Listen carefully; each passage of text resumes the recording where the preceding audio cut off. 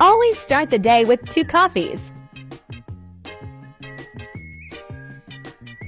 I had honey mustard sauce, but I had no cheese pull in mine. It still tasted amazing, but I think it just wasn't hot enough. Then we went to get a boba tea from T4.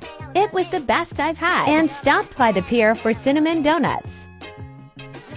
Even my little friend has his own. I had 4 and saved 1 for my mom. Had a wrap when I got home, and for dinner I had pizza and mozzarella sticks from Asda.